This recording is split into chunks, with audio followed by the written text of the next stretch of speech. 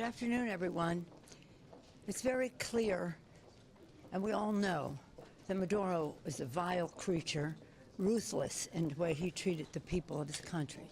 There was an election which he lost, and so he's an illegitimate leader of the country. It's also very clear that our military performed excellently in the execution of the assignment they were given by the President of the United States. It is not clear what comes next. It does not clear how Venezuela becomes a democracy, which it can be, which it has been. And the president even threw the recipient of the Nobel Prize under the bus and now supporting Maduro's vice president, who's, by some accords, more ruthless than he. I know of this because I visited Venezuela when Chavez was there. He was horrible. He was horrible. I thought he couldn't be worse, but Maduro was worse. So this isn't about any regrets about him, and with praise for our military. But it's hard to accept any judgment on the part of our Secretary of Defense. Since this administration has been in, 37,000 people have been dropped from the Veterans Administration. And now they're announcing that 37,000 more will be dropped. I mention that because many of these workers at the VA are veterans themselves. And I don't trust the Secretary of, what he says, war. It's about defense of our country. That's a big difference in the word.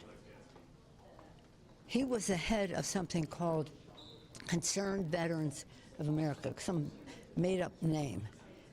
For 20 years, I had meetings with 35 congressionally recognized veteran service organizations. His organization came in one day with some plan. We said, you're not certified, you're not at the table, that's it. Because their goal, as funded by the Koch brothers, was to privatize the VA. So while we praise the work of our military in this operation, let us be mindful what it means to our veterans if we're going to privatize it.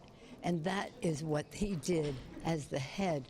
That was his goal as head of the Concerned Veterans of America, whatever that fake group is. He was dismissed, as you know, for various reasons, which I won't even go into, but it was about incompetence. And now he's the Secretary of War.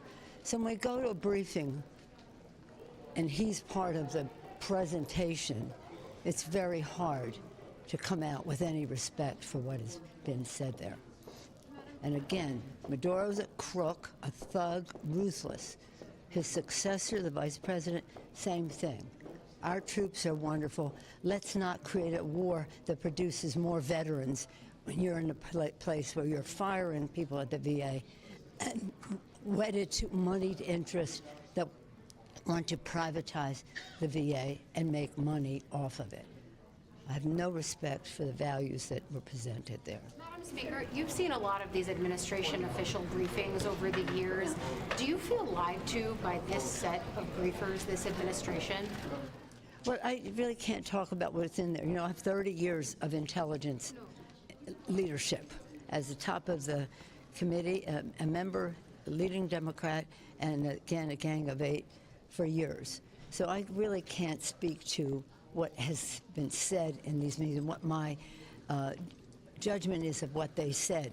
But my judgment of who they are is what I was talking about. The reason I ask is because many of the members have come out and said, well, I feel that they're lying to us, or at least they're not being honest. And I guess the question is, for administration officials like a Secretary of State or Secretary of Defense who are lying to Congress, what is the recourse for them? Well, it's not a question of lying, it's a question of withholding the truth. Many things are true, but the complete picture is not always there. And they have their sort of funny way of brushing things off. But I'm not even going into the process of the fact that they have engaged our military in something that they haven't come to Congress for. But what I will go into is that we have yet to hear from them, and I'm not going into what's been in there, but we have yet to hear from them what the cost of this operation was. And what this is about oil, this isn't about drugs. If this were about drugs, he would not have pardoned Hernandez. It's about money in Honduras, and it's about money in Venezuela. It's about money in Argentina at the same time as they want to withhold health care funding for people in our country. So let's get back to the kitchen table. Let's not distract with all the rest of this. If this were truly about drugs, we would have serious funding for treatment on demand in our own country. That's the way to reduce drug use in America. Madam Speaker, let me ask you a moment from a constitutional and a former speaker perspective about war powers. The idea that, Congress has some powers here, the president has some powers here. The current speaker has ruled out, saying, we don't need to be involved, meaning Article 1. What's your take on that and your response to Speaker Johnson saying there doesn't need to be a war Well, I power? didn't hear what he said, but I think that Speaker Johnson and we have a friendly relationship. This is nothing personal, but it's very patriotic to say that they have abolished the Congress of the United States and have just said to the president, what do you want? Here we are. They're seeing a change in that because they're seeing the unpopularity of some of their policies, whether it's the stinking, lousy, dirty, rotten, which in their eye is beautiful bill that they passed, and it's very unpopular. You see it with what they're doing, withholding subsidies for people who need health care in our country. You see all of that. So it's because that's what the president wants. But the fact is, and this is not, I think, as far as the American people are concerned, they want to have their needs addressed. Whether they care about if and when Congress was notified is important to them, but it's more important to us because that's our responsibility, our respect for the institution, the separation of power, which was the beauty, the exquisite beauty of the Constitution, Chad. Is he ceding too much power to the executive branch? Absolutely, positively. Detail. Yes, well, name any subject. Name any subject. Look at a tax cut for the richest people in the country and not wanting to have subsidies for people with health care. Now, the list goes on and on about how they have just millions of people off of Medicaid, $500 billion out of Medicare. The list goes on and on. You know what the list is. Yes, sir. So you mentioned that the current acting president in Venezuela might be just as bad as Maduro, even more so. Why do you think that the U.S. government is putting their faith, at least in the moment, in her, and why is that your assessment? Well, first of all, it's not my assessment. It's the assessment of the winner of the Nobel Peace Prize. That's what she said. It's more ruthless under this person. It would be more ruthless under this person, and they're already seeing evidence of that. So I'm just quoting the person of the party that won the last election, but nonetheless, Maduro was declared president. What was the second part? It was that, why do you think the administration is allowing money. It's oil. It's about oil. It's about money. Follow the money every time. Follow the money in Honduras. How can you say this is about drugs when you've freed Hernandez and they say, oh, hundreds of tons of drugs have stopped now from coming into the country? Well, that's exactly 400 tons of drugs came into the country by Hernandez. He said he was going to shove up the nostrils of the gringos. So it's about money there, all kinds of different money in Honduras, and it's about money in Venezuela. Follow up about the money, a question about the money.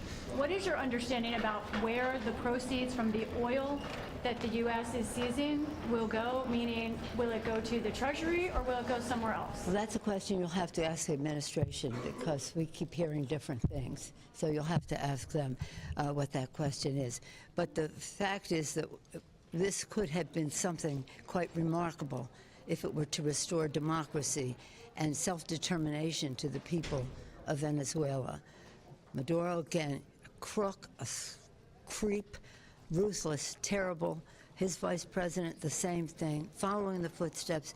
When I went to see, I'll just close with this, it might interest you. When I went with Sonny Callahan, he was the chairman of Foreign Ops and I was the ranking member. We were going to Colombia, to Haiti, we visited frequently, and on the way we went to Venezuela. We visited Chavez and his place. And what was interesting and insightful to me, as far as Maduro is concerned too, is you would think that Chavez was the present manifestation of Simon Bolivar. Big paintings of Bolivar, his books, his swords, all the rest of it embraced by Chavez. This, a Gurkha thug and all the rest of it, but nonetheless seeing himself as Simon Bolivar, and so is this guy. So in any event, there's real problems here. We have our own problems in our country. We want the president to focus on meeting the needs of the American people. And we don't know what the cost is of this, and we don't know where the money is going. But we do know is that we're going to have a vote tomorrow to present these pass these subsidies. I think there's been some good bipartisanship involved in that now in the Congress, and we look forward to a successful vote for the people tomorrow. Thank you all. Bye-bye. Thank you all. Thank you. Thanks. Give you a couple of thoughts and take one or two questions. I've spoken extensively on this after the Gang of Eight briefing, of course, as you all know. We heard from the officials that are here still on the stage taking questions from House members. We had, I believe, a full House. I think almost every member of the House, Republican and Democrat, were present today. I think the presentations were well received. I'll note, and you'll hear from others, that General Caine in particular, the chairman of the Joint Chiefs of Staff, gave a very precise, detailed narrative about the operation and what happened, and it resulted in a standing applause for him and for our service members. There's a lot of pride in this institution for the people who serve in our uniformed services, and they deserve that. We have the most effective, most precise, most professional, most trusted military in the world. The United States is the last great superpower on the planet for a reason. We're the only ones capable of executing a mission like this and being able to get in and out so quickly without any casualties, and to bring justice to a criminal who had been duly indicted under American law. Let's remember that's what this is about. It was justified because Maduro is a narco-terrorist. He was involved with international criminal regimes that were doing great harm to the American people. That's why he was indicted many years ago. And with the superseding indictment more recently in New York, we went to apprehend a criminal, and that's exactly what happened. The Department of Justice requested the action. The military was prepared, as the U.S. military always is, to do that, and now this individual will be met with justice on U.S. soil. It's a remarkable thing, and it's something that every American should be grateful for. We are not involved with boots on the ground there. We are not engaging in a regime change. As you know, a interim president has now taken the post, and they will continue. Now, our hope is that this regime will not be engaging in narco-terrorism and all of this, the terrible activity that the predecessor of the interim president was involved in. You see the applause and the elation of the people in Venezuela and those in the country here who understand what's at stake there. And I think all of our partners in the Western Hemisphere, everybody in our hemisphere, understand the necessity of this. The world is safer because Maduro is apprehended and in the hands of the U.S. Justice system now. So that's what happened. I think that's what they're going to get. You're going to have some people who have questions and disagreements on play calls, but we elected a commander-in-chief to be able to do this. President Trump is a strong president. He takes decisive action, and that sends an important message to other dangerous people, terrorists and tyrants around the world. And I think that's an important role for America to play. So. Can I pick up on the boots on the ground mention that you just gave? The administration is leaving the door open to that possibility, be it for Venezuela, be it for a potential coercion in Greenland. Based on the briefing that you got now and that you've had conversations with the administration, would you feel comfortable with service members being put in harm's way for these end games, whatever they are? No, we don't anticipate boots on the ground. That is not the. Well, let me answer the question. That is not the administration's objective. That is not their expectation, and that I think that sentiment is shared by everybody in the auditorium today. We don't anticipate that's going to be necessary. Again, we went to apprehend a criminal. We did it with precision. It was justified, and that job has been done. We now hope that the people in Venezuela can govern themselves. We hope that democracy can be restored there in return. There are some great people in that country. They are blessed with tremendous natural resources. They ought to use that for their benefit. Now, with regard to the oil there's been lots of talk about that. There were questions about that in the room. Our U.S. oil companies have the capability to allow that infrastructure to be repaired and put back into use. And, of course, there's 30 million barrels or so that are at issue right now. The Secretary of State gave information in here that went a little further probably than the public comment that's been made, but all of that will be part of the transactions and the transition that happens in Venezuela. We're hopeful that this can happen on a very short order. We assume there will be elections set in short order, and we don't anticipate U.S. troops being needed or necessary there. We're hopeful that they can do it. Yes. What can you tell us about the governing strategy moving forward in Venezuela, and is it going to require American taxpayer dollars? I don't expect that. I don't assume that any U.S. taxpayer dollars would be used to run an election in Venezuela. It's a competent country with good people. They just need better governance, and we hope that that can be delivered in short order. I think that's the intention, certainly, of the administration and of the Congress, and we'll see what happens. Thank you. Appreciate it. Thank you. I'm not going to talk about what happened in a classified briefing, but I don't have any confidence that this administration has a realistic plan. I think it's a delusional way of thinking that this is going to work itself out. The what after is the important question. There's no question that we have the ability to do amazing things around the world with our military, to kill and capture adversaries. That's not the point. The point is, once we do that, then what comes next, and this administration doesn't have a plan for that. Was that question posed, though, just the general idea of what is the end game? I know most lawmakers went in saying to us, like, that is the biggest question that they have. Yeah, that was discussed. I'm not going to get into the details about it, but that is why I have no confidence, because the answer that was provided was not anywhere near sufficient. You know, I like to characterize this as a magic wand. Somehow this administration thinks that it has a magic wand that it can wave and solve really complicated, really challenging dilemmas that we now face in Venezuela. Thank you. Several Republican senators came out and talked about a plan for sort of dominance of the Western Hemisphere. Was it your impression that there will be more beyond Venezuela, places where the U.S. might be heavy-handed? I bristle at this whole issue of dominance, right? Do we want to have friends and partners, or do we want to be an empire, right? Is this going to be just an extortion ring where the administration extorts foreign leaders to extract concessions, or do we want to have friends and allies? I'm somebody that firmly believes that we are the strongest when we lead with our morals and our values, and we have friends and allies, and we simply just don't extort other countries like a racketeering racket. Thank you. What was your impression? Very impressed.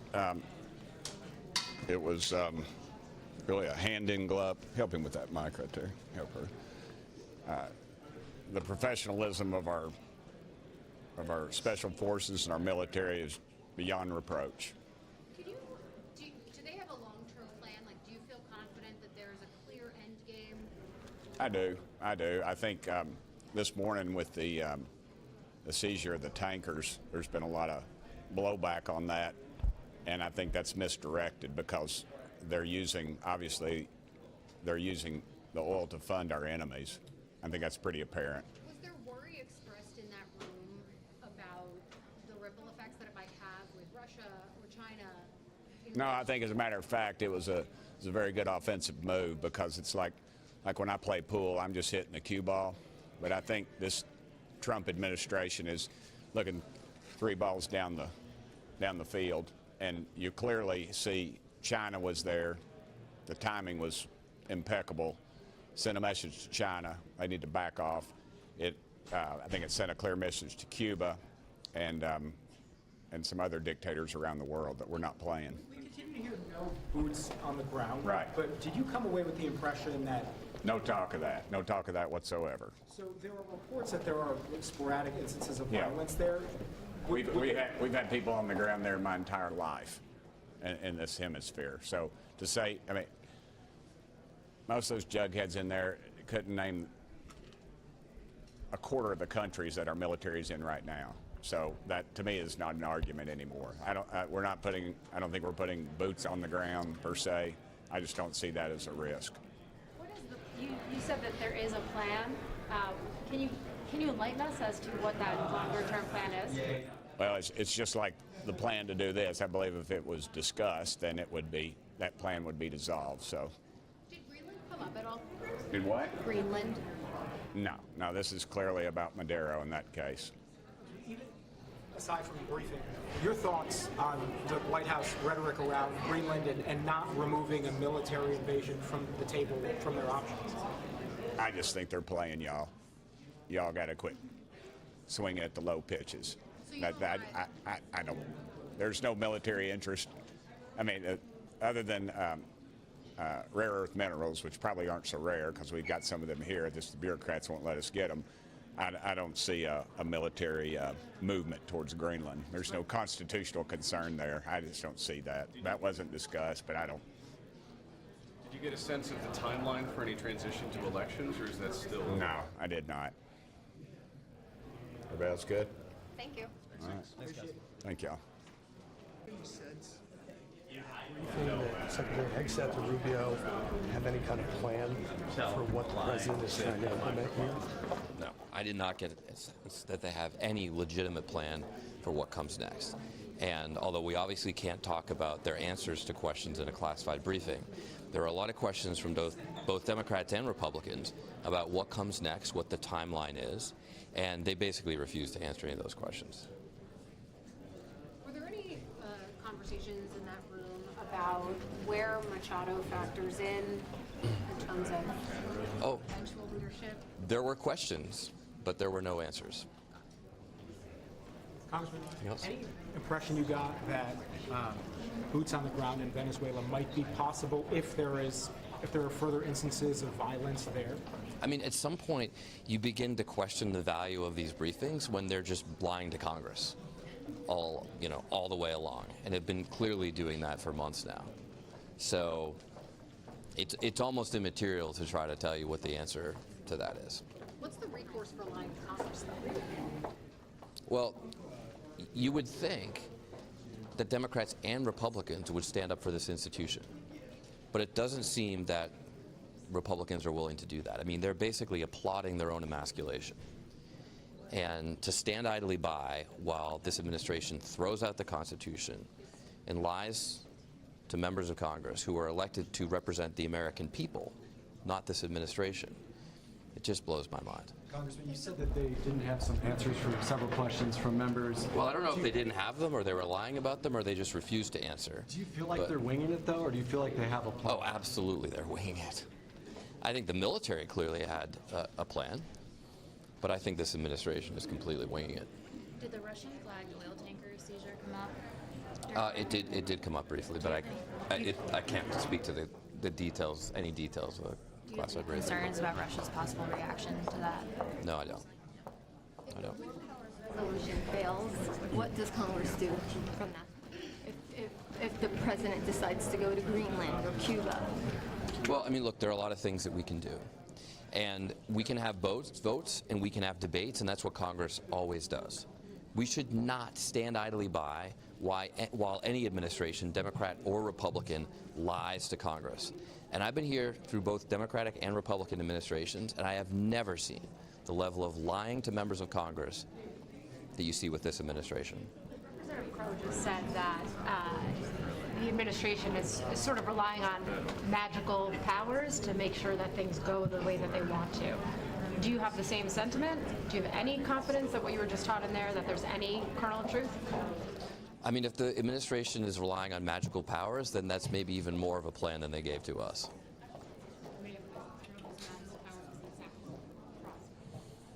They have no idea what they're doing. And look, I served in Iraq. I remember when the invasion was very successful. I was proud. I remember when George W. Bush said, "Mission accomplished."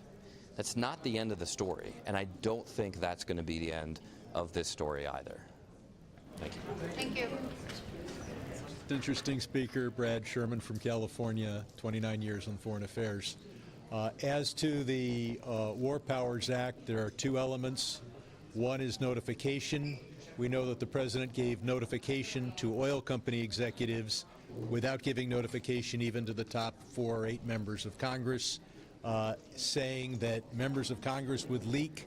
I don't know about oil company executives. The second part of the War Powers Act relates to a possible invasion and pacification of Venezuela. That requires congressional approval, not just notification, but approval.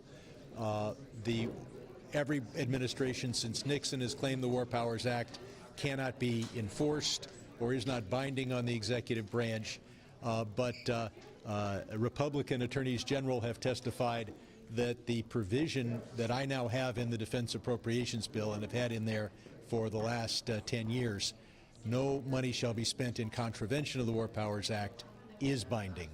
As to where the money would be kept, if it's kept in the United States, it's possibly subject to Venezuelan creditors. So it will probably, it's my understanding, it will be in a bank account somewhere where the creditors of Venezuela can't get at it, but under the control of the United States. We've had Chavez, we've had Maduro, and now we have Rodriguez. They are all ideologically very similar. Maduro was subject to substantial economic pressure and was not sufficiently compliant with the goals of the United States.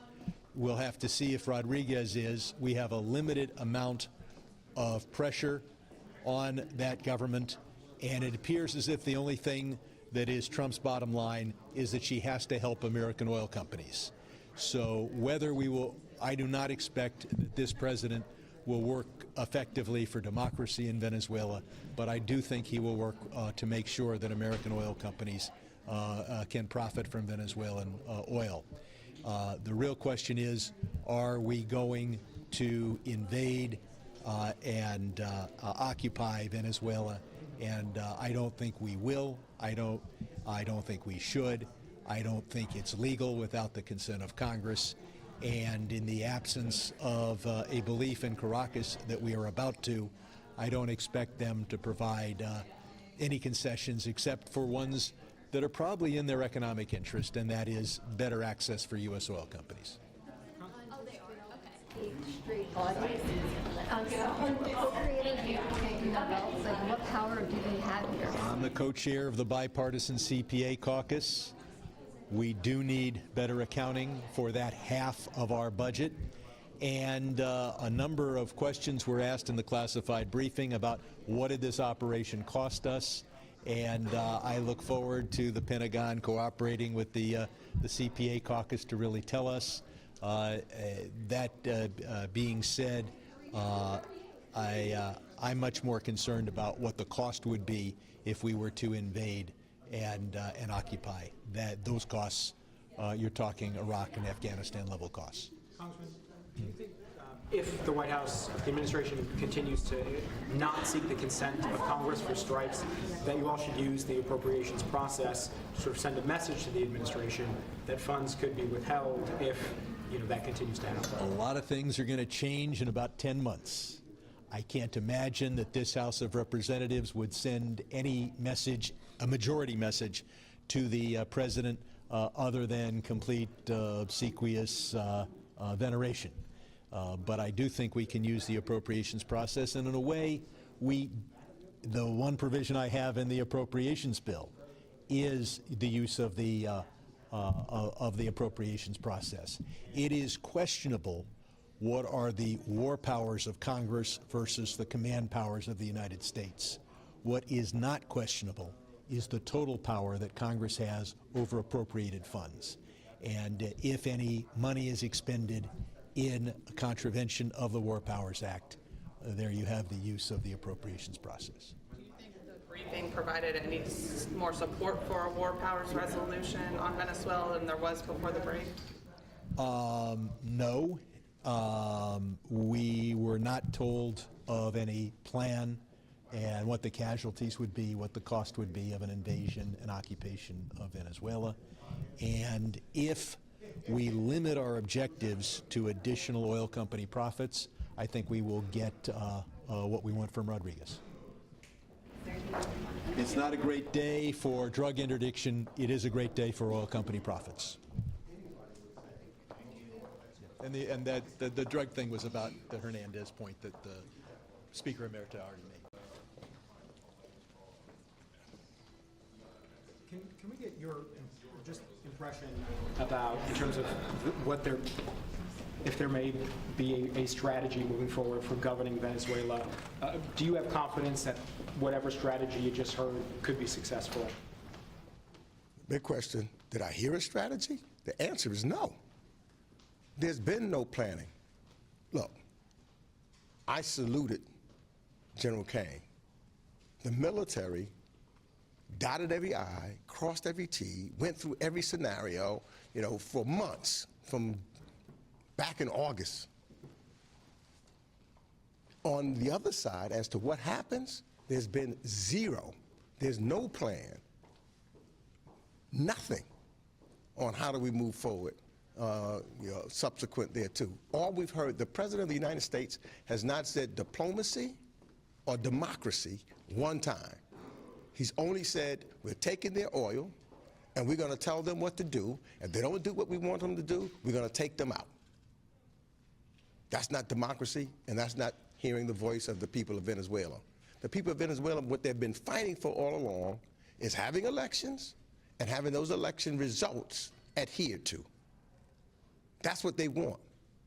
They also are concerned, and we didn't hear anything in that regards, those that are here in the United States and those that have escaped, are they going to be pushed back to Venezuela now with this unstable government? Is TPS going to be restored to them, or are they going to be forced to go back?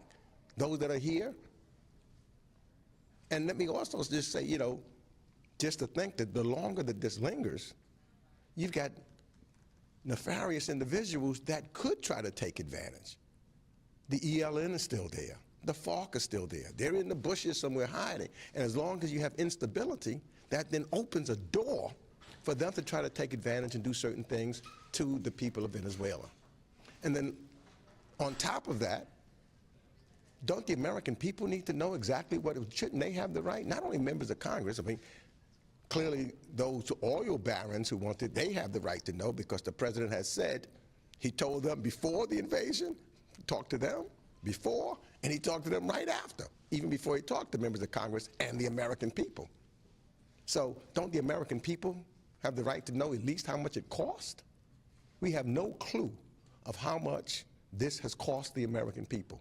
We are about to, many Americans, people in my district are talking about now they can't get the tax credits that they need for health care. We were about to talk about the issues of affordability and the budget that we've got to deal with, and hopefully not have another shutdown. Won't give them a dime, but won't tell us how much money we're spending right now, or how much we've spent with the ships just waiting and sitting for months in the Caribbean Sea. What does it cost us? And guess what the results of all what those $1 billion are? To get 2 people. Billions of dollars to get 2 people. Bad people, admittedly, people who don't deserve to be the president of a country, but billions of dollars to get 2 people. And then a person who we know was a narco trafficker gets pardoned. Is that rational? You just made a point over there comparing Maduro to what we saw in this country with January 6th. Can you just make that point again? Yeah, so it seems to me, one of the things that the president might be upset about is that Maduro was successful in stealing an election, and the results Donald Trump was not. That's what he's trying to do, and that's what he continually says, that he won the election when clearly the count was not there. So I don't know whether he's upset about that, because Maduro was successful in stealing an election, and he was not. And as a result, what he did, just celebrates January 6th, he pardoned all of those who was in conspiracy with him to try to steal an election in the United States of America.